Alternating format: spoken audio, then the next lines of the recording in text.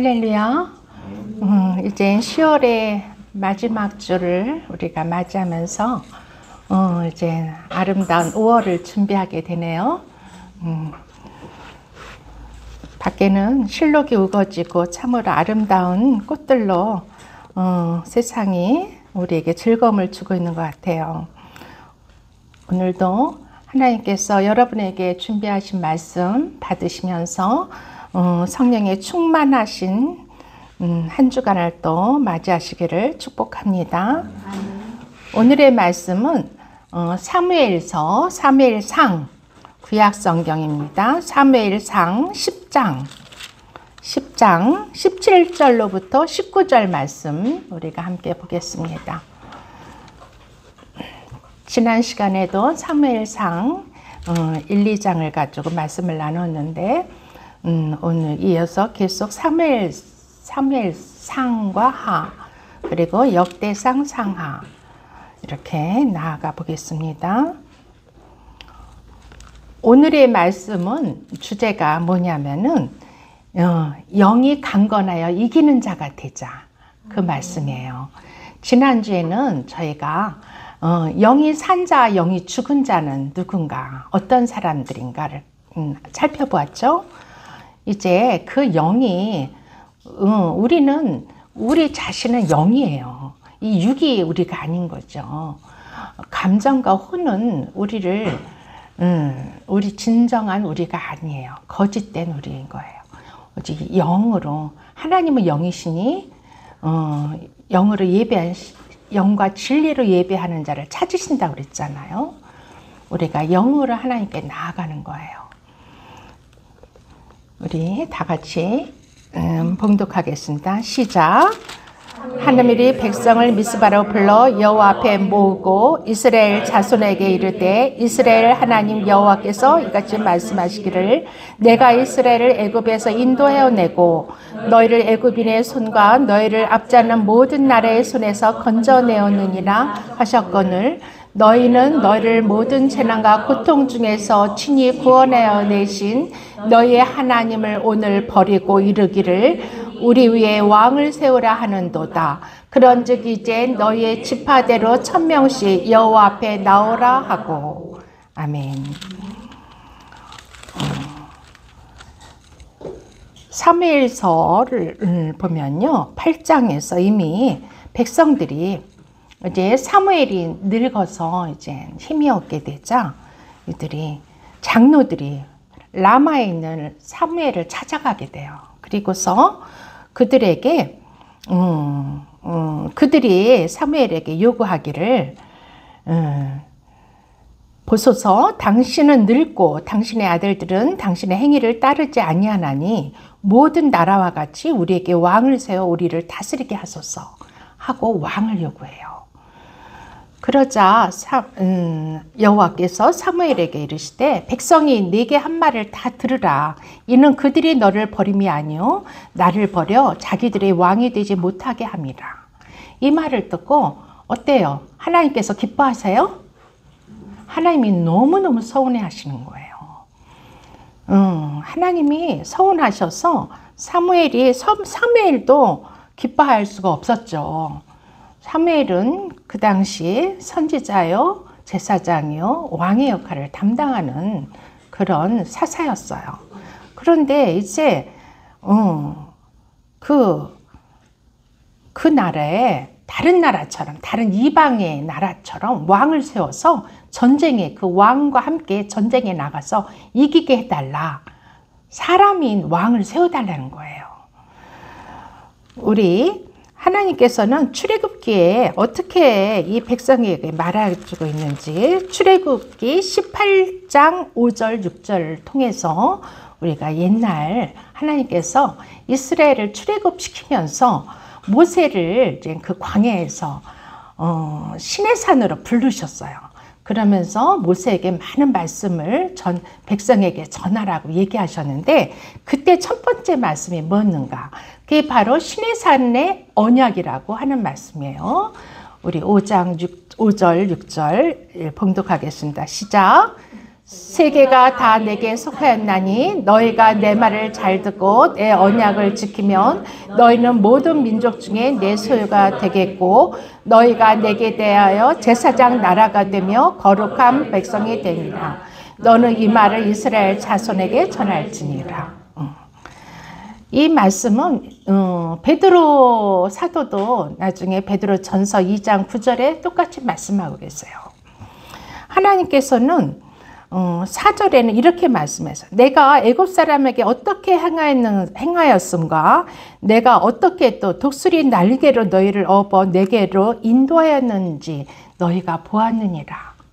애굽에서 출애굽시킬 때 하나님께서는 독수리 날개로 업어서 그들을 데려오셨다고 얘기하세요. 인도하셨다고. 그래서 너희는 내 백성이 되고 나는 너희 나라의 왕이 되기. 거룩한 나라의 나라, 거룩한 나라, 하나님의 나라. 거룩한 나라는 하나님의 나라죠. 너희들은 나의 거룩한 나라, 하나님의 나라의 백성이 되기를 원하셨어요. 그러면 우리 인간들은 두 나라에 우리는 걸쳐서 살아요. 먼저는 이 땅의 나라, 이 세상 나라에 발을 딛고 살죠. 그렇지만 또 하나님의 나라의 백성으로서 하나님의 나라에 살고 있는 존재들이에요. 하나님의 나라라는 거 있다는 것은 그곳에도 왕이 있다는 거죠. 하나님 나라의 왕은 누구세요? 하나님, 우리 아버지가 하나님, 예수 그리스도께서 왕이 되시는 거예요. 그리고 이 땅에도 물론 대통령, 왕은 뭐 요즘은 왕의 제도는 없어졌지만 그런 존재들이 있죠. 이 땅에 왕은 사실 인간이긴 하지만 사단 마귀, 세상령, 사단 마귀가 공중 권세를 잡고 있는 게 이 땅이에요. 그래서 우리는 이 땅의 피로 발을 디디고 육신은 이 땅에 있지만은 하나님의 나라의 백성으로 하나님을 왕으로 모신 예수 그리스도를 나의 보좌의 왕으로 모시는 하나님의 백성인 거예요. 그래서 우리를 성도라고 부르는 거죠. 그렇죠? 이렇게 하나님은 우리를 그런 거룩한 백성이 되기 위해서 하나님이 그 나라의 왕이 되시고 우리는 그 나라의 하나님의 나라의 거룩한 백성이 되기 위해서 우리를 세상 나라에서 불러내신 거예요. 애굽은 세상 나라를 상징해요. 세상 나라의 모형이죠. 이 세상 나라에서 우리를 별도로 불러내셔서 우리를 거룩한 성도로 만들어주신 분이 바로 예수 그리스도세요. 그런 하나님을 버리고 지금 이스라엘이 우리는 하나님이 왕이 되는 그런 나라가 싫습니다. 이제 세상 나라의 왕을 우리에게 허락해 주세요 하고 이제 요구하고 있어요. 근데 하나님은 인격적인 분이시라 이 백성이 요구하는 걸 들어주세요. 그렇지만 엄청 마음으로는 슬퍼하시고 뭐라 그럴까 섭섭해 하시죠. 그래서 이렇게 지금 우리가 봉독한 대로 10장에서 오늘날 저들이 나를 버리고 우리 위에 왕을 세우라 하는도다. 하나님을 버렸다고 얘기하고 있어요. 이 백성이. 그런데도 불구하고 이 정도 하나님께서 이렇게 얘기하셨으면 빨리 그 장로들이 포기를 해야 돼요. 하나님 잘못했습니다. 회개합니다. 우리의 왕은 진정한 왕은 하나님 우리 아버지십니다. 하고 회개하고 돌이켜야 돼요. 왕 세워달라는 것을 돌이켜야 되는데 그들은 그렇게 하지 않았어요. 그리고 억지로 하나님께 요구했어요. 그렇지만 하나님은 인격적인 분이시라 그들의 이 백성이 하나님은 의로우시기 때문에 그분의 의로움을 나타내기 위해서 이 백성이 요구하는 것도 들어주시는 하나님이세요. 그렇지만 이렇게 하나님이 원치 않는 것을 원하면은 그 사람들은 영은 약해져요. 결국 하나님은 이 약해지는 사람들의 범죄에 들어가는 것이 바로 사울 왕이죠. 그리고 이스라엘 백성들이에요. 그래서 계속적으로 적들의 침략을 당하고 적들의 괴롭힘을 당하게 돼요.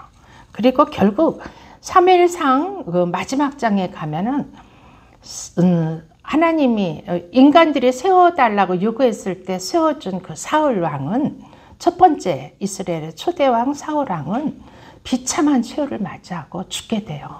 그가 벽에 자신의 칼에 엎드러지고 블레셋이라는 그 적군들에 의해서 성벽에 못에 박혀서 걸려지게 돼요. 그리고 그 자손들은 다 못배임을 당하고 이런 엄청난 불운을 맞게 되죠. 하나님께서는 사무엘상 2장 30절 보겠습니다. 하나님께서는 우리에게 어떤 것을 요구하시는지 이미 사무엘서가 들어가면서 하나님께서는 우리들에게 이것을 요구하셨어요. 사무엘상 2장 30절 말씀 다 같이 봉독하겠습니다. 시작.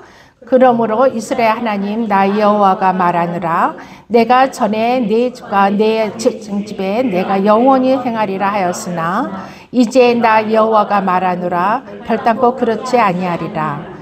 나를 존중히 여기는 자는 내가 존중히 여기고 나를 멸시하는 자를 내가 멸시하리라. 경멸하리라. 네. 이 말씀은 엘리 제사장에게 얘기하는 거예요.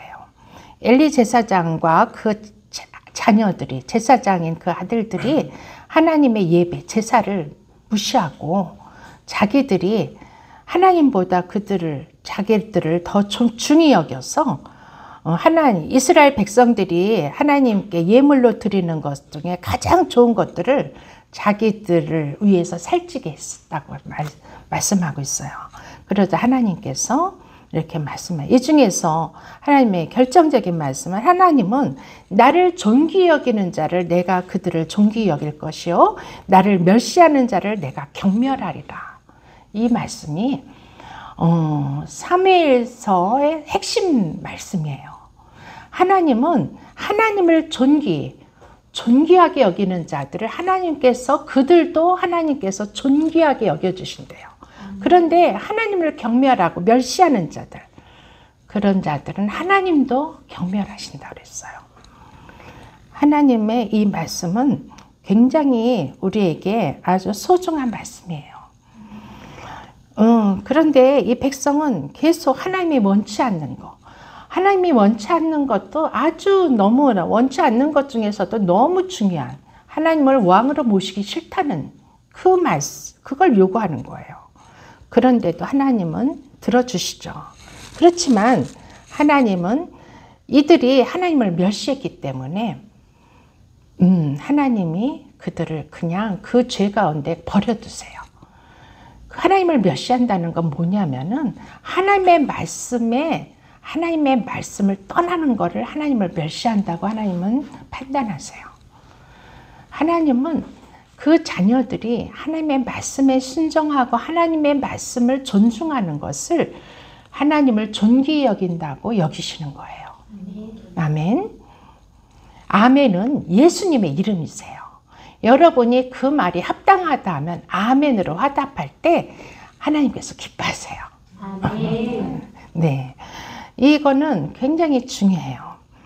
우리가 이 영이 약해지면은 결국 사망에 이르게 되고, 이 사망은 육신의 죽음이 아니라 둘째 사망, 영의 죽음을 의미해요.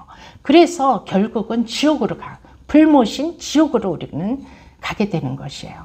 하나님은 우리 인간들을 이 땅에 보내시고 하나님의 자녀 삼으셔서 하나님의 나라로 들어가서 하나님과 영원토록 영생하며 하나님의 복락을 누리는 계획이 우리에게 주어진 거예요. 그런데 그것을 떠나고 하나님의 말을 멸시하고 하나님의 말에 순종하지도 않고 하나님을 경멸하게 되면은 그들은 그 영이 약해져요. 영이 약해질 수밖에 없어요. 하나님의 말씀은 우리의 영을 강건하게 하지만 하나님의 말씀을 우리가 떠나게 되면은 우리의 영은 약해지고 결국은 죽어서 지옥으로 가는 결과밖에 없는 거예요. 그렇기 때문에 우리는 영의 관리를 굉장히 중요시해야 돼요. 우리의 영이 오늘날 내가 영이 약해지지는 않았는가? 내 영이 병들어 있지는 않는가? 내 영이 잠자고 있지는 않는가? 그렇다면은 결국은 우리는 죽게 되는 거예요. 이것을 요한계시록에서는 둘째 사망이라고 해요. 둘째 사망. 결국 지옥으로 가는 거, 지옥불에 떨어지는 거. 사단, 하나님은 지옥은, 불모신 지옥은 사단 마귀 귀신들을 마지막 때에 심판하여서 그곳에 가두기 위해서 만드는 곳이지 우리들이 가야 될 곳이 아닌 거예요. 우리가 누가복음 9장 59절을 한번 말씀을 보겠습니다. 누가복음 9장. 하나님께서는 우리에게 신약 성경에는 우리의 영의 관리를 어떻게 하라고 하는지 한번 이 말씀을 통해서 보겠습니다. 누가복음 9장 59절에서 62절 말씀 함께 봉독하겠습니다. 시작. 또 다른 사람에게 나를 따르라 하시니 이는 이르되 나로 먼저 가서 내 아버지를 장사하게 허락하옵소서. 이르시되 죽은 자들로 자기의 죽은 자들을 장사하게 하고 너는 가서 하나님의 나라를 전파하라 하고 또 다른 사람이 이르되 주여 내가 주를 따르겠나이다마는 나로 먼저 내 가족을 작별하게 허락하옵소서. 예수께서 이르시되 손에 쟁기를 잡고 뒤를 돌아보는 자는 하나님의 나라에 합당치 아니하니라 하시니라. 아멘. 하나님께서는 하나님이 택한 자들에게 나를 따르라 하고 하나님 부르세요. 우리 모두도 하나님께서 부르셨기 때문에 이곳에 있는 거예요. 그리고 우리는 하나님을 따라야 되는 존재죠. 그런데 이들이 먼저 가서 내 아버지를 장사하게 허락하옵소서 하고 조건을 달아요. 하나님께서 나를 따르라 하면은 무조건 그냥 모든 걸 버리고 주님께 나아가는 그 어부들, 베드로, 야고보, 요한, 또한 베드로의 형제인 안드레, 이들은 예수님이 그리스도이심을, 구세주 되심을 알아봤어요. 그들이 밤새도록 물고기를 잡지 못하고 새벽녘에 뉴욕역 그물을 깃고 빈 그물망을 가지고 그물을 깃고 있을 때 예수께서 오셔서 저기에 가서 깊은 바다에 가서 다시 그물을 내려라. 그래서 우리가 밤새도록 물고기를 잡고자 했지만 한 마리도 잡지 못했다고 했지만 당신의 말에 순종해서 우리가 그물을 던지겠다고 하고 다시 나가서 예수님이 가리킨 그곳에 가서 그물을 내렸을 때 그물이 찢어질 정도로 많은 물고기를 잡아왔어요.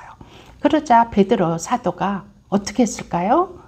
예수 앞에 엎드려서 주여 나는 죄인이로소이다.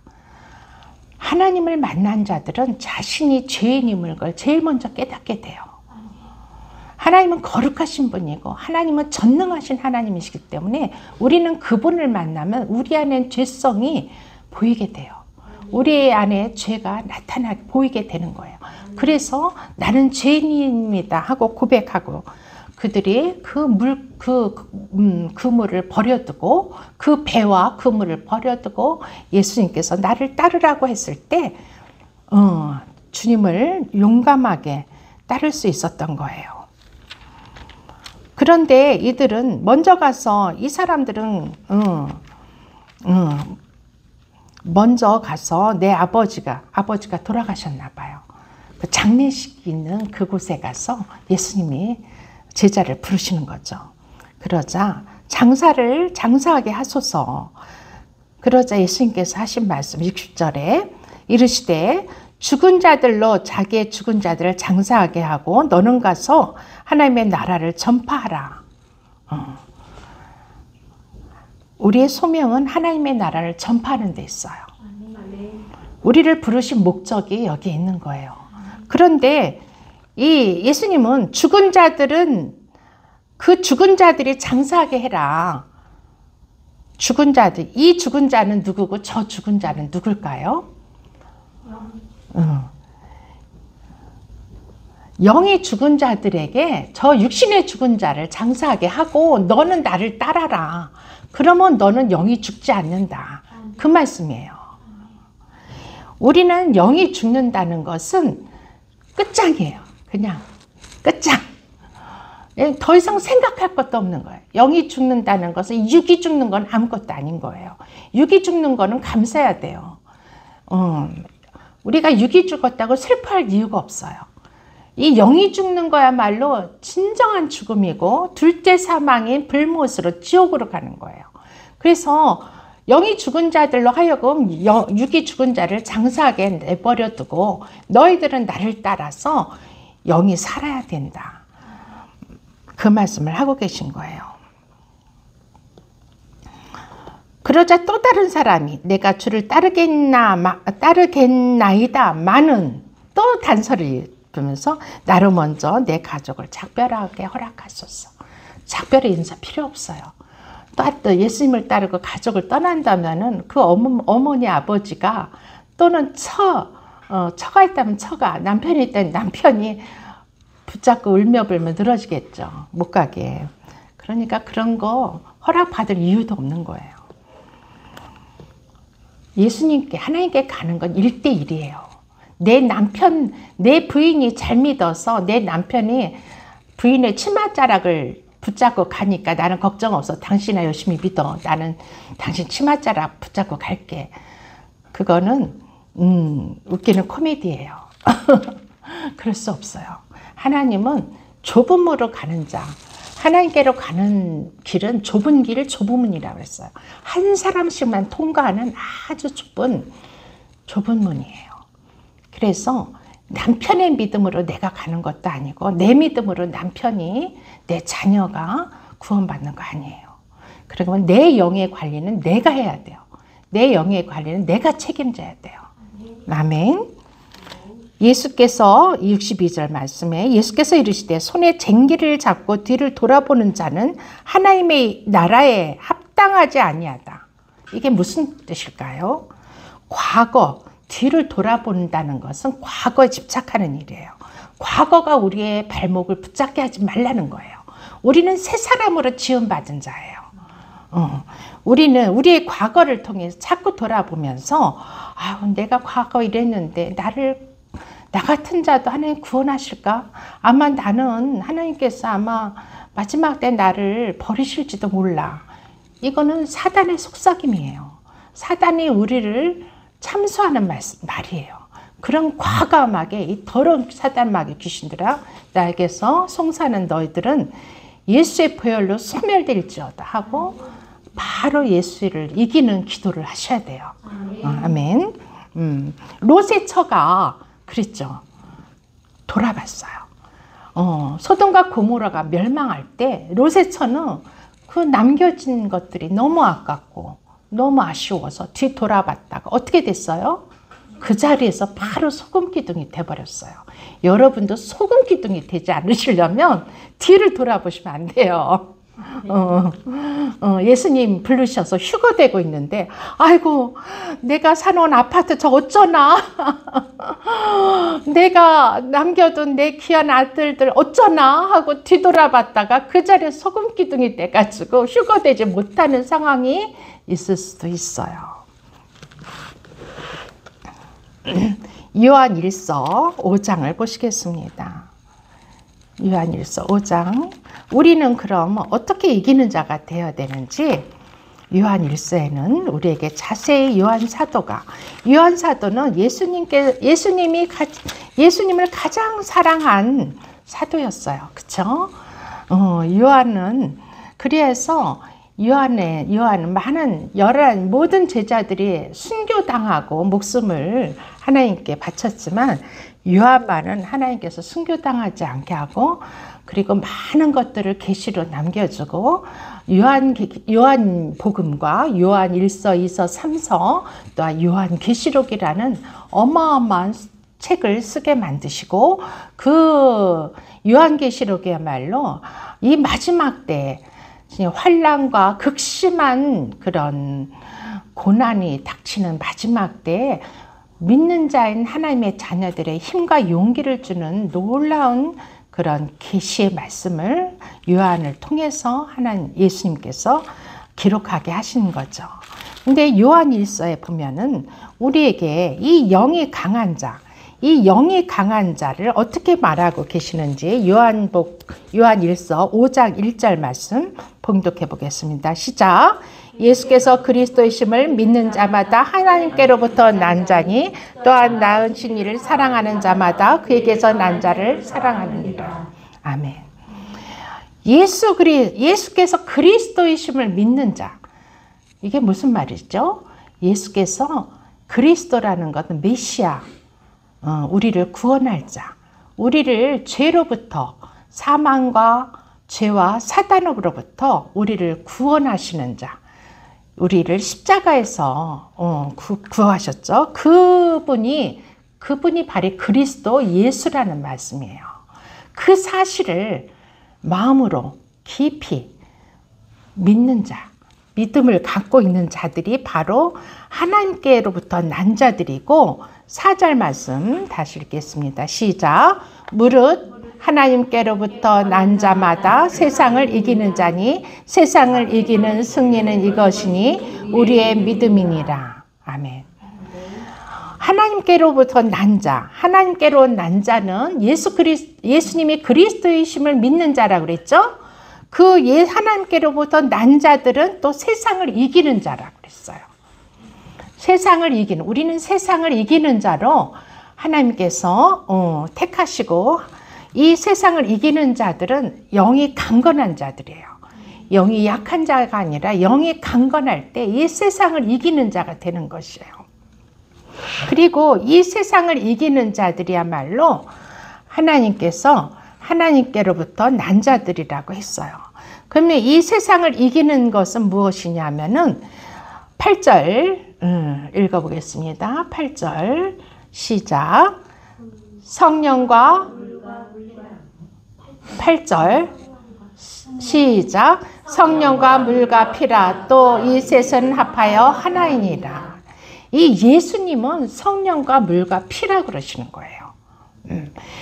성령과 물과 피, 이것이 하나인데 이 하나가 된 이 한 분이 바로 예수 그리스도시라는 거예요. 그래서 우리는 이 성경 신구약 66권 전체는 모두 오직 지저스, 오직 예수 그리스도를 말씀하고 있어요. 그런데 그 예수는 성령과 물과 피라. 그래서 우리가 결국 우리는 이 마지막 때 물은 하나님의 말씀을 상징하는 거예요. 하나님의 말씀에 충만하고, 피, 예수님의 보혈이 충만하고, 성령, 예수 그리스도의 영이신 성령님, 이 성령님의 충만한 자들이 예수 그리스도 안에 있는 자들이고, 그들만이 예수 그리스도 안에 있고, 또 그들 안에 예수 그리스도가 있는 거예요. 그래서 너희가 내 안에, 내가 너희 안에 거하라. 그러면 무엇이든지 구하라. 내가 응답하리라. 이 말씀이 이루어지는 거예요. 아멘. 그것이 바로 영이 강건한 자에게 주시는 하나님의 축복이고, 그 영이 강건한 자들이 이 세상을 이기는 자들인 거예요. 그런데 이 세상을 이기는 자들도 단계가 있어요. 그럼 내가 몇 단계까지 왔는가, 이것을 한번 우리는 점검해야 되겠죠. 그렇죠? 주님이 우리를 불러주셨고 우리를 영을 강건케 하셔서 이기는 자로 우리를 세워주셨어요. 그래서 예수님의 보혈과 하나님의 말씀과 예수님의 보혈과 성령님을 우리에게 주셨어요. 믿습니까? 그런데 우리는 과연 그렇다면 우리는 어떤 정도의 이기는 자가 됐는지, 우리의 그 영적 믿음의 단계의 수준을 우리는 측량할 수 있는 그런 말씀을 우리에게 요한계시록에서 제시하고 있어요. 요한계시록 2장을 가서 보시겠습니다.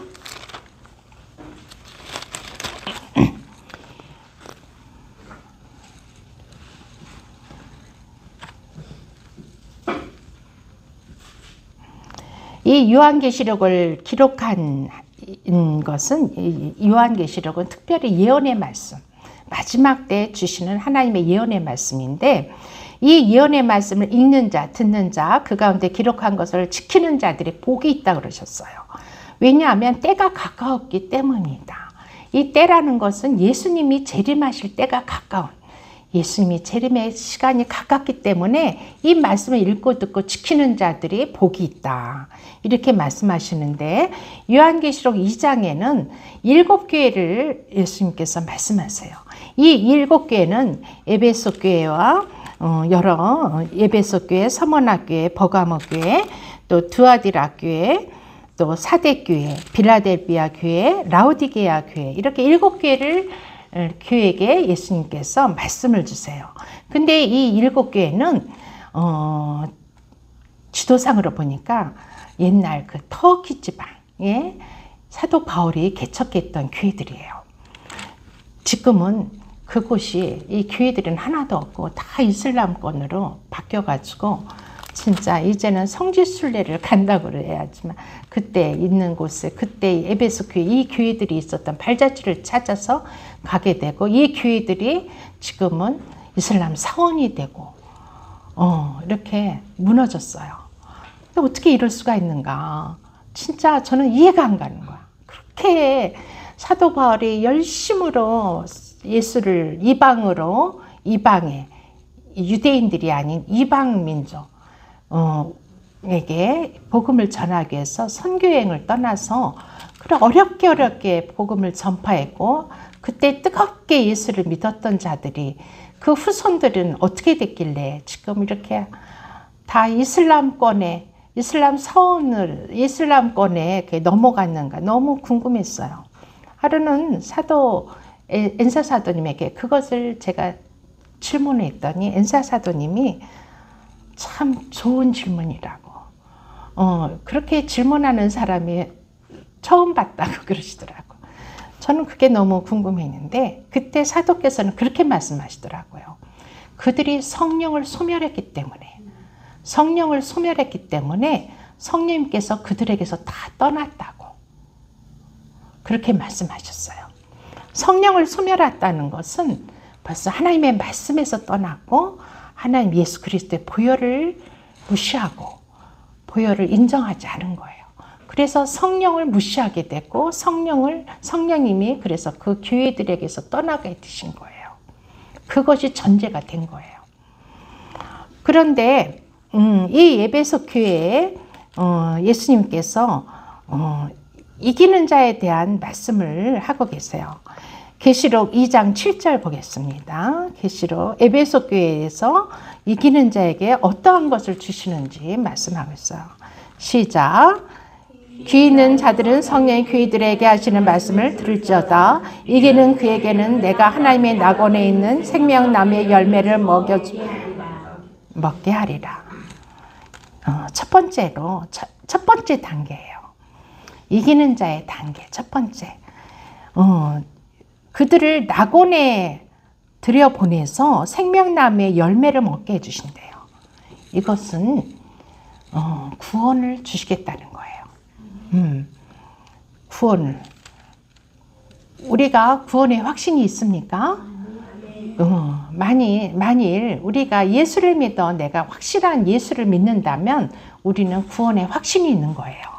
그래서 1단계에 통과한 거예요. 1단계를. 이기는 자예요. 1단계 이기는 자예요. 그럼 구원의 확신이 없는 자들은 0단계예요. 0단계. 1단계에도 들어가지 못한 거예요. 그러니까 여러분 여기에 0단계에 머무는 자가 없기를 축복합니다. 우리는 1단계는 들어갔어요. 낙원에 들어가서 예수님이 주시는 생명나무 열매를 먹는 거예요. 이 말씀의 열매를 먹게 되는 거예요. 오늘도 여러분이 미라클 교회에 와서 저를 통해서 선포되는 하나님의 영의 말씀을 먹는 거예요. 이 생명나무의 열매를 먹는 것이 바로 하나님의 말씀이에요. 1단계에 있는 자들은 이렇게 이기는 자가 돼서 낙원에 들어가게 돼요. 구원받게 되는 거죠. 그 다음 2단계는 서머나교회에 또 말씀하겠어요. 2장 11절 말씀 함께 봉독하겠습니다. 시작. 귀 있는 자는 성령이 교회들에게 하시는 말씀을 들을지어다. 이기는 자들은 둘째 사망의 해를 받지 아니하리라. 아멘. 둘째 사망의 해. 이것이 아까 설명한 둘째 사망, 진정한 영의 죽음. 그래서 불못으로 들어가는 그런 해를 받지 않게 하리라고 약속하고 계세요. 이 둘째 사망의 해를 받지 않는 자들은 하나님의 생명책에 이름이 기록된 자들이에요. 확실하게 기록이 되어서 다시는 그 죽음에, 그 불못에 들어가지 않는 완전한 구원에 이르는 자들이에요. 이 생명책에 기록된 사람들이 그럼 생명책에서 지워지기도 한다는 말이에요.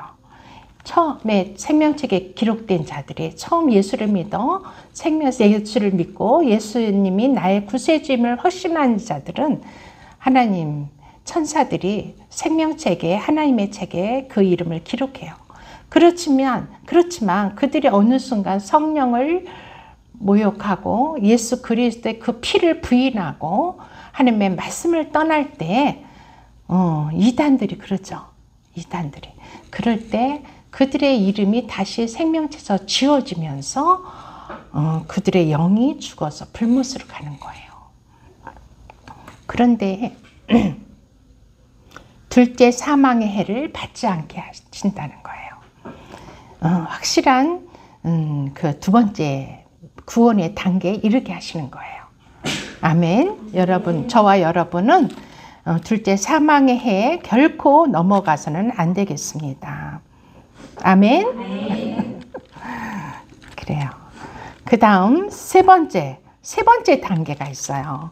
그럼 이 첫 번째와 두 번째는 우리가 구원의 확신과 예수님을 붙잡고 있는다면은 우리는 생명책에 기록이 되어서 천국에 들어가게 돼요. 그런데 이번에 세 번째부터는 우리가 이미 천국에 들어갈 때 하나님의 나라를 침노했을 때 하나님께서 무엇을 주시는가? 이기는 자에게 주시는 것들이 기록되어 있어요. 계시록 2장 17절 읽겠습니다. 2장 17절 시작. 이기는 자는 성령이 그에게 하시는 말씀을 들을지어다. 이기는 그에게는 내가 감추었던 만나를 주고 또 흰 돌을 줄 터인데 그 돌 위에 새 이름을 기록한 것이 있나니 받는 자밖에는 그 이름을 알 사람이 없느니라. 아멘. 하나님께서 내가 감추었던 만나를 너희에게 주고 또 흰 돌을 줄 터인데 그 돌 위에 새 이름을 기록한 것이 있나니 받는 자밖에는 그 이름을 알 사람이 없느니라. 자기 자신밖에 모른다는 거죠. 그 새 이름은. 이 감추인 만나는 예수 그리스도의 보혈을 의미해요. 예수의 보혈을 우리에게 주신다는 거예요. 천국에 가득한 것은 예수님의 보혈이에요. 모르셨죠?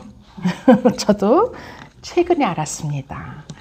최근에 알게 된 따끈따끈한 영적 정보를 여러분과 함께 나눌 수 있게 돼서 감사합니다. 그리고 주님께서 흰돌을 주신다고 그래요. 흰돌은 예수의 이름이에요. 흰돌 예수 그리스도. 성경에는 전체적으로 모든 곳에 예수님의 이름이 기록되어 있어요. 흰돌 예수 그리스도. 우리에게 예수 그리스도 그 자신을 천국에서 주신다는 거예요. 그리고 주님의 만나인 감춰진 만나. 세상 사람들, 예수를 안 믿는 자들에겐 이 감춰진 만나가 예수님의 보혈인 것을 몰라요. 또 형식적으로 예수를 믿는 자들, 그들도 예수님의 보혈에 대해서 잘 몰라요. 예수님의 보혈을 자꾸 얘기하면 이상하게 생각해요.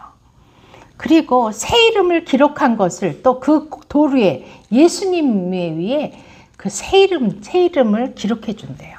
그 새 이름을 받은 자, 그 새 이름을 받는 자는 우리의 옛사람이 아니라 새 사람을 입은 자예요. 우리는 예수 그리스도를 예수 그리스도와 함께 십자가에 죽고 내가 예수 그리스도와 함께 살게 되면은 예수님이 나에게 새 이름을 주세요. 거듭난 새 이름. 우리는 새 이름을 갖는 자들이에요. 아멘. 우리는 옛사람을 가진 자들이 아니라 새 사람을 덧입은 자들인 거죠.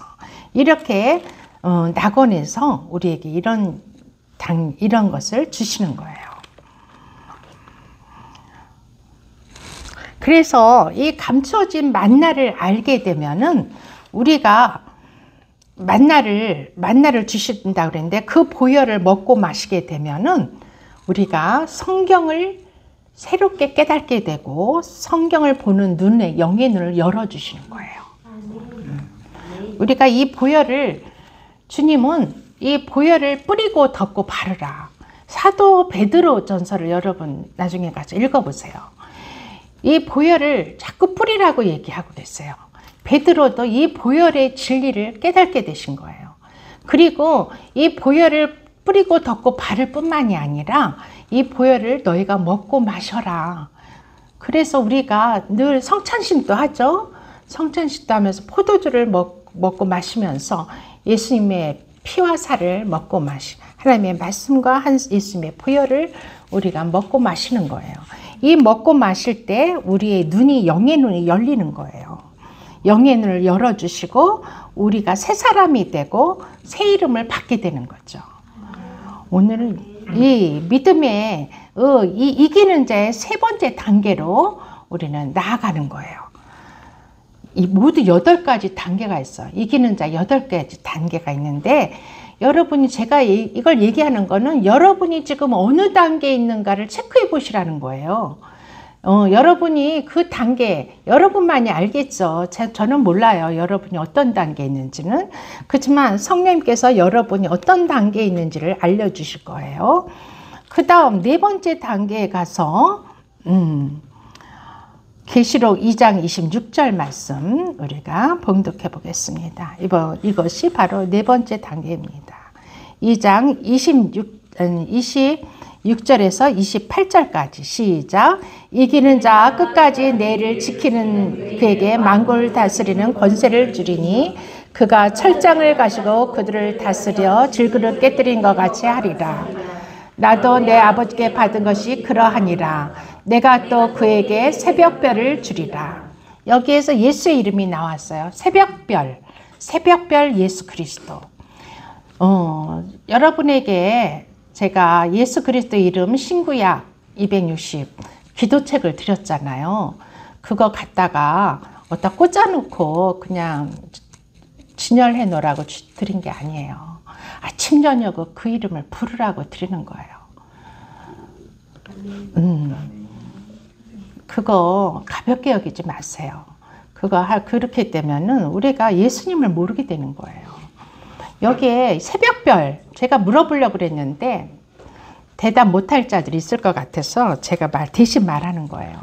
새벽별이 바로 예수 그리스도예요. 새벽에 뜨는 별을 준다는 게 아니에요. 여기에서 내가 또 그에게 새벽별을 주리라. 새벽에 별 보기 운동하면서 새벽별을 봐라. 새벽 예배에 나와서 새벽별을 봐라 이 뜻이 아니라 새벽별이신 예수 그리스도 예수님을 너에게 주겠다는 거예요. 아멘. 만국을 이기는 권세, 세상을 이기는 세상에서 왕노릇할 왕 같은 제사장으로 왕노릇하게 하신다는 거예요. 우리 세상은 어떤 곳이에요? 사단 마귀가 공중 권세를 잡고 있는 게 이 세상이라고 했죠. 이 세상에서 우리가 왕노릇 해야 되는 거예요. 사단 마귀의 종노릇 하는 게 아니라 사단 마귀를 이기는 왕의 노릇을 해라. 왜냐? 예수 그리스도를 너에게 주었기 때문에 너희들은 그 예수의 권세를 가지고 예수의 피 권세를 가지고 세상을 이기는 자가 되라는 거예요. 아멘. 이것이 바로 4번째 단계의 이기는 자예요. 세상을 이기는 자인 거죠. 5번째 단계가 이제 있습니다. 이 이기는 자에게 주시는 단계예요. 3장 5절 말씀.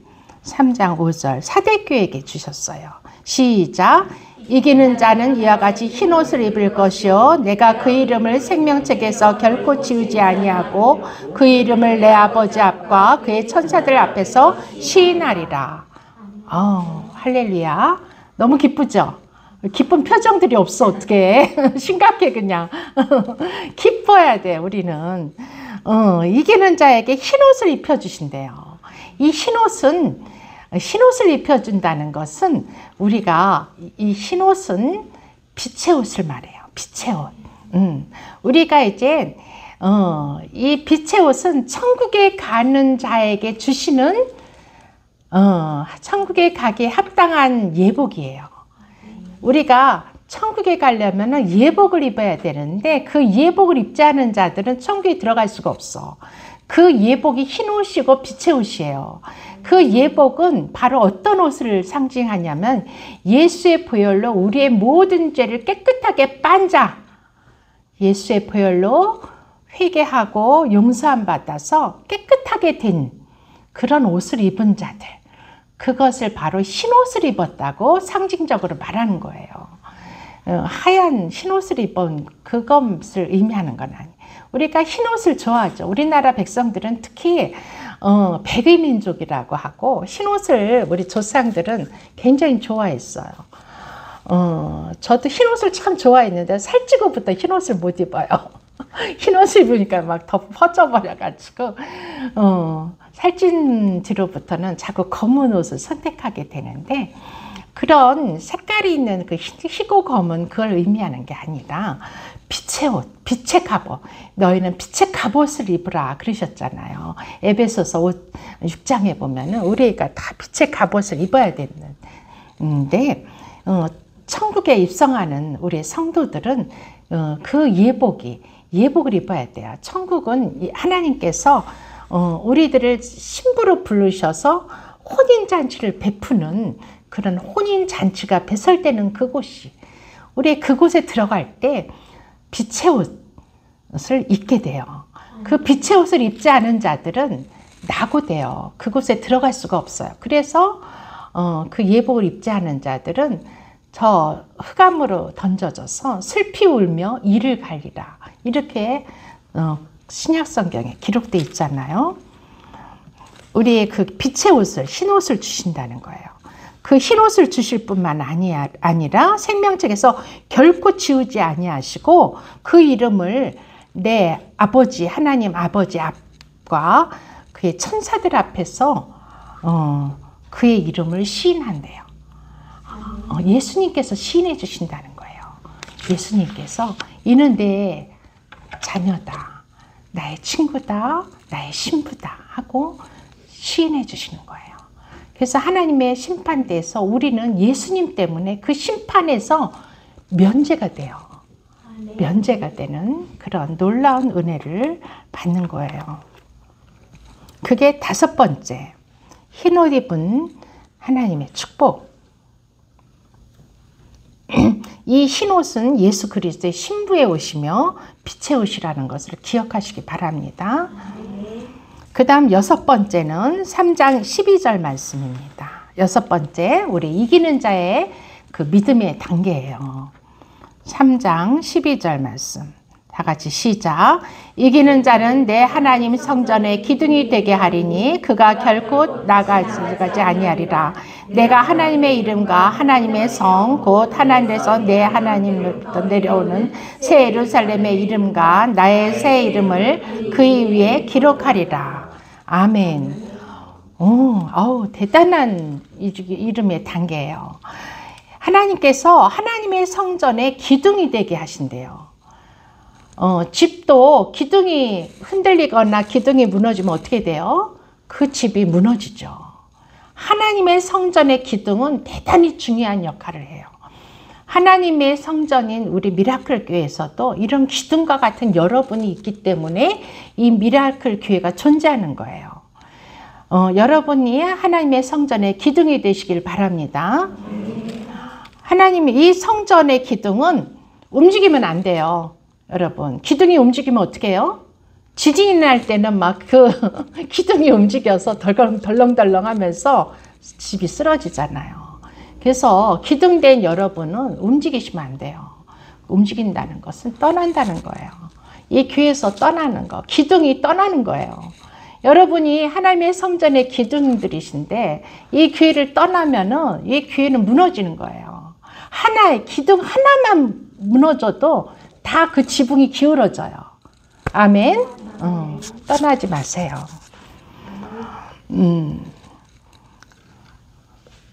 한두 사람 소리밖에 안 들리는데 어째 떠나실 거예요?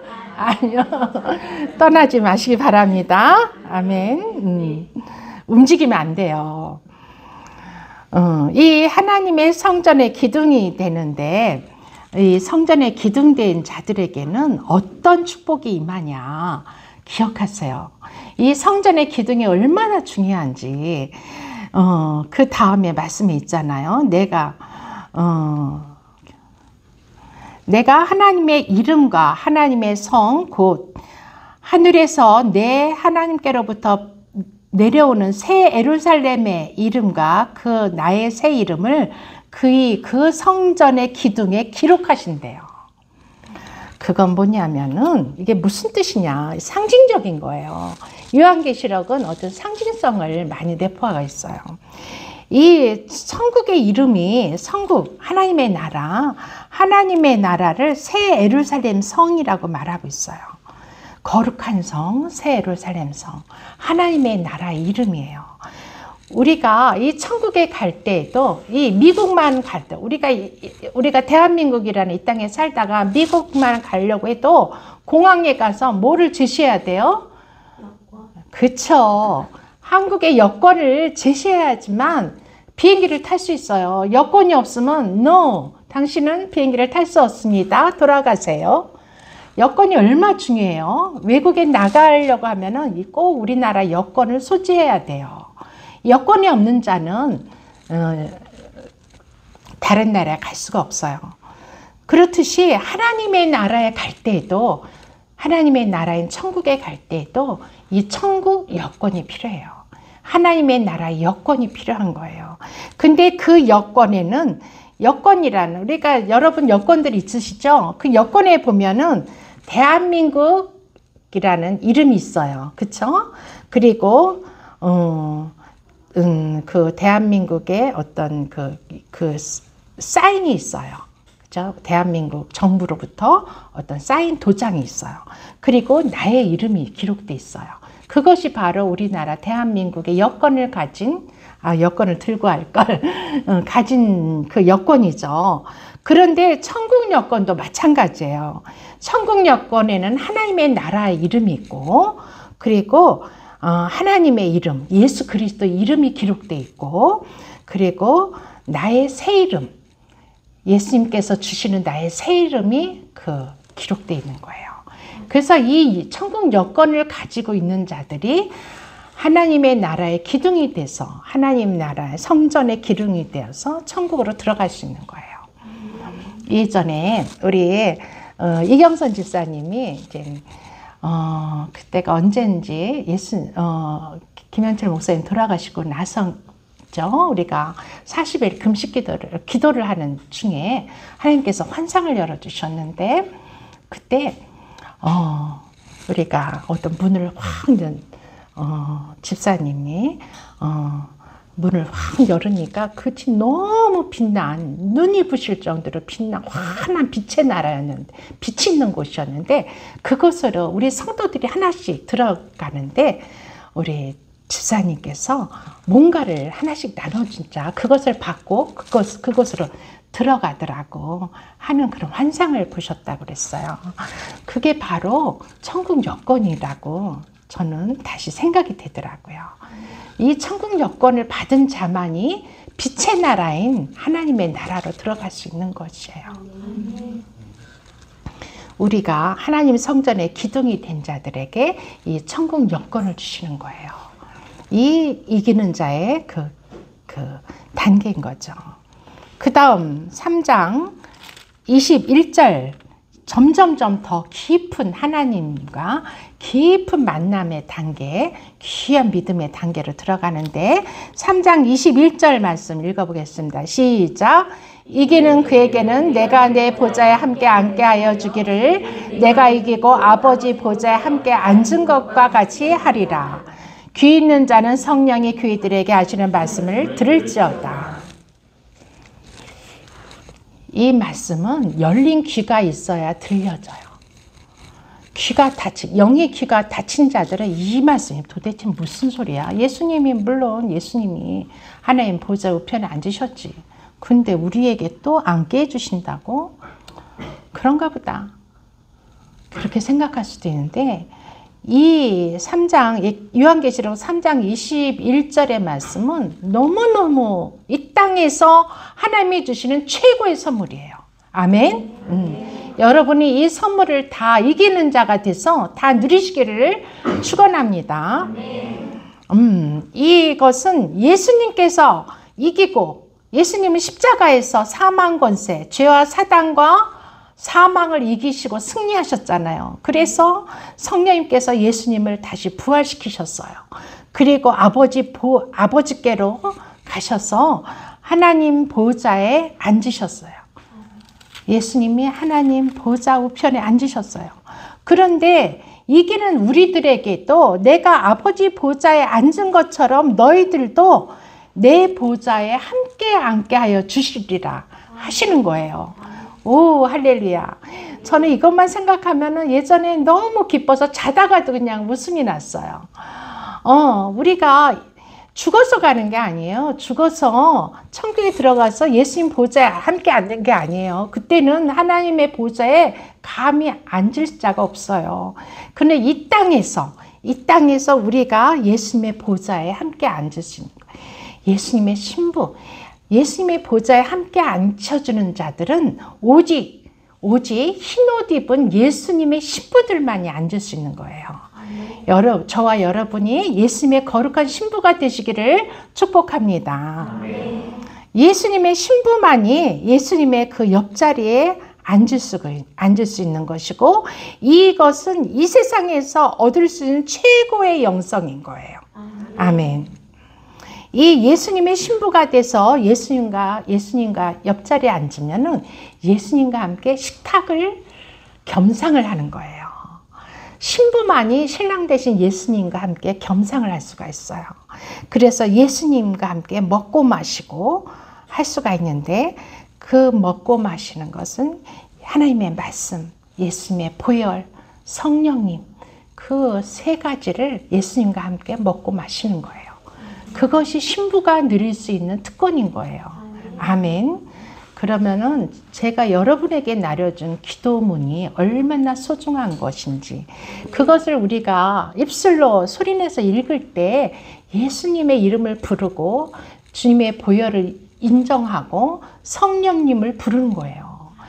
우리는 예수님을 부를 때, 예수의 아브라함이 하나님의 이름을 부르니 그가 하나님께서 그를 귀히 여겼다고 하셨어요. 예수님의 이름을 불러야지만 예수님이 오세요. 성령님을 불러야지만 성령님이 우리에게 오시는 거예요. 예수님의 보혈을 인정해야지 예수님의 보혈이 우리를 덮고 뿌리고 바르고 먹고 마시게 되는 거예요. 이 세 가지는 엄청난 것들이에요. 이 세 가지가 물과 아까 피와 성령이라고 그랬죠. 이 세 가지가 하나라고 그랬어요. 하나고 그 하나가 바로 예수 그리스도시라고 그랬어요. 예수님과 우리가 먹고 마시는 관계에 들어가는 거예요. 그러면은 그때는 비밀이 없는 거예요. 신랑과 신부가 비밀이 있습니까? 비밀이 있으면 안 되죠. 비밀이 있는 관계는 좋은 관계가 아니에요. 우리 영이신 예수님, 우리의 모든 깊은 것까지도, 우리의 모든 것까지 다 하시고 통찰하시는 분이세요. 깊은 그 비밀을 나누는 거예요. 그래서 우리는 진정한 예수님의 신부가 되는 거예요. 남자분들은 신부회가 안 돼 보셔가 신부의 영성을 잘 모르시나요? 천국에는 여성과 남성이 나뉘지 않아요. 그랬다고 해서 이 땅에서도 여성과 남성은 성을 나누지 않는 거는, 그거는 죄악이에요. 요즘 미국 사회는 막 중성, 여성, 남성, 자기가 성을 어려서부터 만 12세가 되면 성을 자기가 선택할 수가 있게 돼요. 그래가지고 호르몬 주사도 맞고, 자기가 남자로 태어났는데 남성이가 싫어, 여성이 되고 싶어, 12살인데 나 여자가 너무 좋아, 그러면 여성 호르몬을 맞을 수가 있고, 그걸 법적으로 죄가 아니에요. 허락을 해줘야 돼. 부모도 어쩌지를 못해. 그러다 결국 그 12살짜리가 무슨 판단력이 있다고 그런 걸 결정하게 하겠어. 그러고서 결국 성인이 되는데 나 여자가 됐어, 남자가 여자가 됐어. 그랬는데 너무 싫은 거야. 자기의 모습이. 나는 여자도 아니고 남자도 아니고 이 모습이 너무 싫어. 난 원래대로 돌아가고 싶어. 근데 돌아갈 수가 없잖아. 그러니까 자살하는 애들이 너무 많대요. 그 성 전체성은 하나님이 주시는 거예요. 하나님이 주시는 거죠. 인간이 만드는 게 아니에요. 그것과는 달리 우리나라도 곧 그렇게 될지도 몰라요. 정부가 그걸 조장하게 되고 문교부에서 교육 방침으로 그것들이 내려오고 그렇게 될 수도 있어요. 그럴 때는 이제 학교를 보내면 안 돼요. 집에서 애들 가르치시고 아니면은 뭐 대안학교를 보내든지 그래야 돼. 학교 보내면 절대로 안 돼. 그런데 하나님의 천국에는 이 세상하고 틀리 남자가 있고 여자가 있고 시집가고 장가가고 이러는 게 아니라고 그러세요. 그래서 우리는 모두는 하나님 예수님의 신부가 되는 거예요. 그래서 혼인잔치에 다 같이 들어가는 거예요. 이런 7가지의 이 땅에서의 이기는 자의 복을 주십니다. 그런데 이것으로 끝나지 않고 이기는 자는 하나님께서 요한계시록 21장 7절 요한계시록 21장 7절로 가겠습니다. 요한계시록 21장 7절 8절 7절 요한계시록 6장 7절을 요한계시록 21장 6절 7절을 함께 읽겠습니다. 시작. 또 내게 말씀하시되 이루었도다. 나는 알파요 오메가요 처음과 마지막이라. 내가 생명수 생물을 목마른 자에게 값없이 주리니 이기는 자는 이것들을 상속으로 받으리라. 나는 그의 하나님이 되고 그는 내 아들이 되리라. 아멘. 예, 요한계시록 마지막에 가서 21장에 여기서는 이제 새하늘과 새 땅 하나님의 나라가 이루어졌고 이제 우리는 이 천국으로 들어갔을 때 이미 이제 이 땅이 아니에요. 천국에 들어갔을 때 하나님 주시는 선물이에요. 그래서 이 선물을 이기는 자에게 이것들을 7절에 이기는 자는 이것들을 상속으로 받으리라. 그래서 나는 그의 하나님이 되고 그는 내 아들이 되리라. 이제는 이 땅에서는 하나님의 아까 사무엘서에서도 10장에서 봤지 하나님이 내 하나님이 되는 걸 원치 않고 하나님이 내 왕이 되는 걸 원치 않고 이 세상에 왕을 달라고 조르고 이러는 것이 이제 다 끝나고 이제 하나님의 나라에 들어가면 진정한 하나님이 나의 하나님이 되시고 나의 왕이 되시고 우리는 그의 아들들이 되는 거예요. 근데 그 이기는 자에게 천국에서 우리에게 주시는 것들은 이것들이라고 그랬는데 그 이것들이라는 것이 6절의 말씀만 기억했어요. 내가 생명수 샘물을 주신대요. 상속으로. 이 생명수 샘물이 뭐예요? 예수의 보혈. 천국은 예수님의 보혈로 가득해요. 이 예수님의 보혈로 생명나무가 자라요. 보혈의 시냇가에서 보혈의 강에서 생명수 강에서 사시사철 푸르른 생명나무들이 자라고 거기서 이파리가 자라서 그것이 만국을 치료하는 약재료로 쓰인다고 그랬잖아요.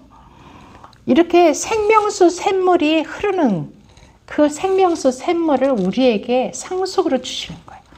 우리는 천국에 가면 예수님의 보혈을 계속 먹고 마시면서 영원히 죽지 않고 사는 거예요. 영생하는 거예요. 영생하는 것은 예수님의 보혈밖에 없어요. 예수님의 보혈을 마셔야지만 계속 영생하는 거예요. 그런 상속을 우리에게 주시는 거예요. 이 땅에서는 계속적으로 예수님의 보혈을 먹고 마실 수 없죠. 그렇죠? 아침에 일어나서 예수님의 보혈을 먹고 마시고 오신 분 있으신가요? 손 들어보세요 한번. 조그맣게 손 들어도 돼요. 한 분, 두 분. 아침에 일어나면은 예수님의 보혈을 마시세요. 예수님 저에게 보혈을. 너무나 쉬워요. 예수님의 보혈을 마시는 거는 저 천국에 가서 십자가의 보혈을 떠다가 마시는 게 아니라 예수님 우리가 구하면 돼요. 하나님의 자녀들은 당당히 아버지께 당당하게 구해야 돼요. 우리 아들이 5층에 있는 우리 집에 지는 이제 결혼했으니까 다른 집에서 사는데 5층은 그래도 엄마 집이잖아요. 엄마 집은 자기 집이지 뭐. 와가지고 그냥 당당하게 냉장고 열어가지고 마실 거 있으면 당당하게 마시고 그러는 게 진정한 아들이지. 쭈삣쭈삣 들어와서 어머니 계시나요? 어머니 저 혹시 냉장고에 있는 저 음료수 마실 수 있나요? 맨날 와가지고 허락을 받는다면은 얼마나 찌질해 보이겠어요. 그쵸? 얼마나 하나님도 마찬가지예요. 하나님, 내가 하나님의 자녀라는 그런 분명한 그런 자존감이 있으시다면 하나님께 당당히 구하시는 거예요. 하나님, 나 아침에 이제 하루를 주셨으니 감사합니다. 오늘도 예수님의 보혈을 저에게 먹고 마시게 해주세요. 주님 보혈을 주세요. 보혈로 저를 바르고 뿌리고 덮어주세요. 그래서 악한 사단마귀 일체 머리털 하나도 상치 못하도록 지켜주세요. 예수님의 보혈이 덮인 자들은 사단이 딱 만지려고 그럴 때 어떻게 돼요? 감전이 돼요. 감전이. 그래서 이 사단 마귀가 이렇게 손도 못 댄다고 그랬어요. 그 말씀이 어디 기록되어 있는데 말씀이 하나님 제가 말하는 게 아니라 그대로 기록되어 있어요. 그래서 여러분이 지치고 피곤할 때 우리는 이 세상에 살면서 항상 목마르죠. 목마르고 지쳐요. 피곤해요. 그럴 때마다 예수님의 보혈 달라고 그냥 구하시는 거예요. 그럴 때 주님은 값없이 주신다고 그랬어요. 값없이. 그냥 야, 너 오늘 어저께 뭐 잘못했으니까 오늘은 안 되겠다. 너 회개해야지 주겠다. 이러시 않아요. 값없이 주세요. 물론 회개하는 자에게 더 많이 주시죠. 회개한다는 것은 자기 죄를 발견하는 거예요. 자기 죄를 발견하는 자들은 계속 주님 깨끗하게 해주세요. 회개케 해주시면서 깨끗하게 해주세요. 그때마다 예수님의 보혈이 그냥 값없이 흘러오는 거예요. 흘러 들어오는 거예요. 우리를 씻어주는 거예요. 이게 영적인 예수님의 보혈의 영적인 힘이에요. 우리는 영의 세계를 바라보고 사는 자예요. 보이지 않는 세계를 있는 세계처럼 믿고 행하는 자들이에요. 부르는 자들이에요. 예수 이름을 왜 불러요? 예수님의 보혈을 왜 찾아요? 성령의 이름을 왜 불러요? 보이지 않지만 그것이 존재하고 그 보이지 않는 세계가 보이는 세계를 지배하고 있다는 것을 우리는 믿는 자들이기 때문에 우리가 부르고 찾는 거예요. 보이는 것이 다가 아니기 때문에 보이는 것을 중요시 여기면 안 돼요. 보이는 세계는 보이지 않는 세계에서 이미 이루어져서 여기를 다스리는 거예요. 아멘. 이 땅은 천국의 모형에 불과해요. 우리가 건물을 질 때에도 건축자들이 그 모형을 가지고 와요. 스티로폴로 조그맣게 모형을 만들어서 이렇게 건물이 지어질 겁니다. 우리 미라클, 이 감초당 건물도 저희 건물 이름이 감초당 빌딩인데 이 감초당 빌딩을 지을 때도 저는 그냥 보통 건물들이 다 성냥갑 같잖아요. 네모 반듯반듯하고 그런 건물들이 너무 식상하고 재미가 없는 거야. 그리고 이 건물을 질 때만 해도 이 주변에 건물들이 거의 없었어요. 허허 벌판에 가까웠는데 그러다 보면은 그냥 일반적인 사각 네모 반듯한 건물을 전화봤자 사람들이 알아보지 못하고 그냥 지나칠 것 같아요. 그래가지고 제가 좀 우리 건물은 난생 처음 짓는 건데 좀 색다르고 눈에 확 띄는 특별한 건물을 짓고 싶어서 보통 여기 보령에 있는 건축사 사무실에 맡기면 그들이 설계비를 안 받아요. 그리고 건물을 그냥 설계해주고 건물을 지어줘요. 설계비도 굉장히 비싸거든요. 근데 저희 남편과 우리 시아버님은 그렇게 하자는 거예요. 아유, 설계비도 아끼고 그냥 진짜 저도 한 2, 3층 정도 그냥 적당히 쳐서 적당히 운영하자 이렇게 하는데 저는 욕심이 많은 사람이에요. 저는 천국에 대한 욕심도 많고 이 땅의 욕심도 많았어요. 그래서 아니다. 나는 5층으로 줘야겠다. 그리고 남편은 한 70, 80편 2, 3층 건물 가지고 있는 예산에 비해 가지면 그 정도는 질 수 있을 것 같다고. 저는 그거 가지고 양이 안 차더라고요. 그래서 좀 크게 줘야지 새도 잘 들어온다. 작은 데는 많지 않냐. 근데 큰, 여기 보면은, 보령시에 보면 큰 건물이 없다. 근데 큰 사무실을 요구하는 데가 있는데 그들이 갈 곳이 없지 않겠냐.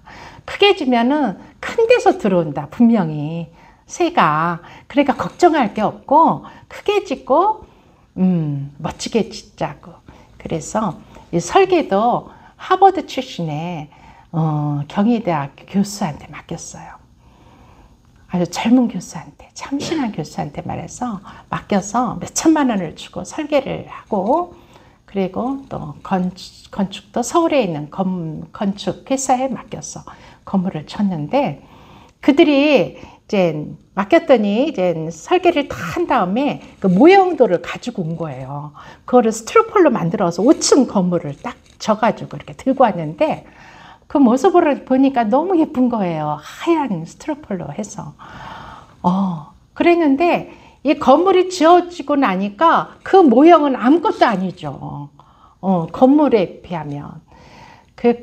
그렇듯이 이 세상도 마찬가지예요. 그 건물의 모형과 같은 거예요. 천국은 더 멋지고 더 찬란하고 우리가 상상할 수도 없는 그런 곳인 거예요. 아버지의 나라. 그곳은 실제하는 곳이고 우리는 실제 그곳으로 가서 살아야 되는 존재인 거예요.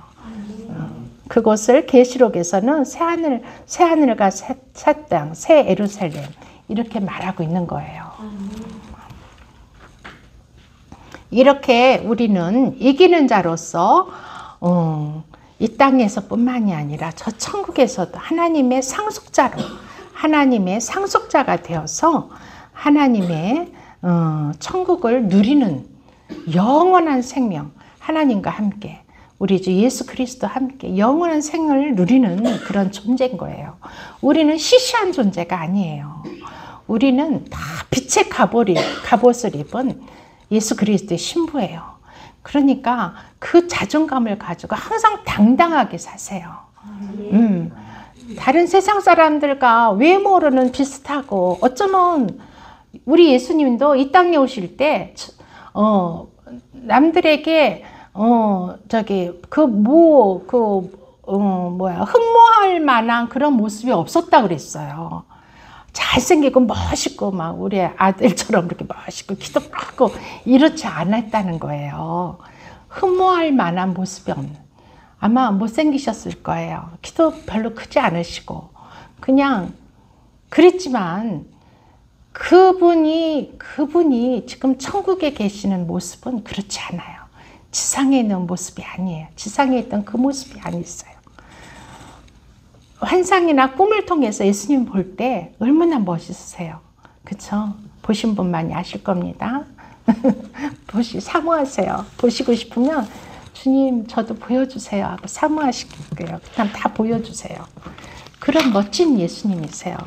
또 천국에 가 있는 먼저 간 우리의 형제 자매들도 너무 아름답고 멋있으세요.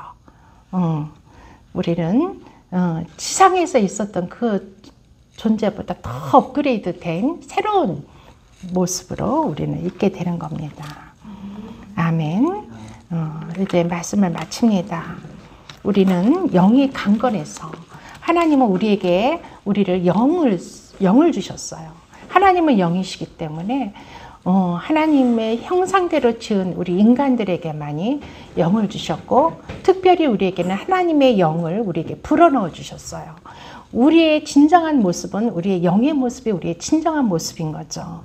그 영이 강건한 자는 이 세상을 이기고 승리하고 천국에 들어가서 하나님 주시는 놀라운 상속을 받게 되는 거죠. 이 땅에서도 또한 누릴 수 있는 거고요. 그것을 기억하며 하나님께 이 모든 축복을 주신 하나님께 감사하며 기뻐하며 우리 기도하겠습니다. 아멘.